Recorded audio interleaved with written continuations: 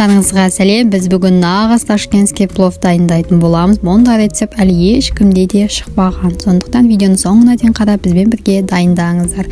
Бізге керекті заттар: ең алдымен пиязымызды жақсылап туралап аламыз. Құйрық май не үшін қосатынымды қазір мен видеоны соңына дейін сіздерге көрсететін боламын. Келесі кезекте бізде сәбізімізді майдалап немесе ірілеп өз қалауларыңыз бойынша турауларыңызға болады.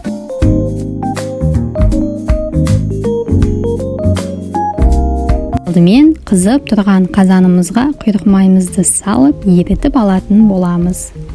Яғни видеодағыдай әдемілеп қызартып майын шығаратын боламыз. Ол қызарғаннан соң барлығын теріп жинап алып аламыз. Бұл жердегі біздің ерекшелігіміз құйрық майменен жасалғандықтан бүкіл тағамымыз өте дәмді шығады. Сондықтан да пловтың да ерекше дәмді болатыны осыдан. Біз құйрық майдың үстіне сұйық майымызды құятын боламыз. Мен видеода негізі майды құюды ұмытып, пиязды қорып жібердім. Одан кейін құйдым, бірақ видеоға түскен жоқ. Енді келесі кезекте біз осылай пиязымызды әдемілеп қызартып аламыз.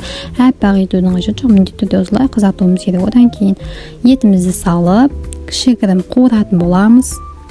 Пиязымыз күйіп кетпеуі керек, осылай кішкене қызарса жетеді. Одан кейін әдемілеп сәбізімізді салып бірге қуыратын боламыз. Сәбізіміз өлгенше қуырамыз. Сәбізіміз өлгеннен кейін мен 1 кило күрішке 1 литр су құямын. Осылай өлшеп құйып алдым. Бұл қайнағанша бетін жабып. Пловқа арналған арнайы дәмдеуіштерімізді қайнап шыққан қазанымызға кезек-кезек салатын боламыз. Ноқатымызды 1 күн алдын жылы суға салып, осылай жұмсатып қойсаңыздар өте керемет жұмсап дайын тұрады. Мына дәмдеуіш әрбір пловымызға ерекше дәм беретін болады. Барлық дәмдеуіштерімізді салып, қазанымыздың бетін жауып, 20 минутқа астын төмендетіп қайнататын боламыз. Осы аралықта етіміз пісетін болады. Ең соңында жуып дайындап қойған лазер күрішімізді салып алатын боламыз.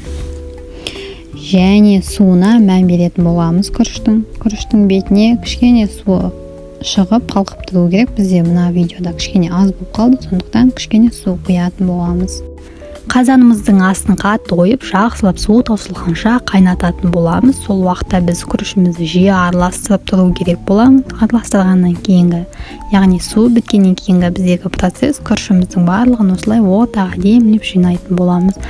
Жинап біткен соң арнайы осындай қасықтың көмегіменен біз жақсылап тесіп аламыз. Бұл тесіктерге біз арнайы су құятын боламыз. Бұл тесіктер не үшін десеңіздер, тағамымыздың асты жабысып қалмауы үшін қажет. Бұл 20 минут бойы бұл қайнайды ғой, сол уақытта түбі жабыспау керек болады. Арнайы осындай ыдыстың көмегімен тамағымды бастырамын. Оның бетін жауып 20 минутқа жай отқа қалдыратын боламыз. Одан кейін тамағымыз дайын болады. Мінекей, жақсылап бетіндегі ыдыстардың барлығын алып, барлығы енді бізде астында қалып қойды. Солардың барлығын осылай жақсылап араластыратын боламыз. Мінекей, шашпа пловымыз дайын. Ал ас болсын, рецептің барлығын описанияға қалдырдым. Енді кезекте мен бұдан да керемет өте дәмді тағамдарды өз видео каналыма қалдыратын боламын. Менің каналыма тіркеліп лайк басып кетуді ұмытпаңыздар. Қалай шықты? Комментарийға жаза кетуді ұмытпаңыздар.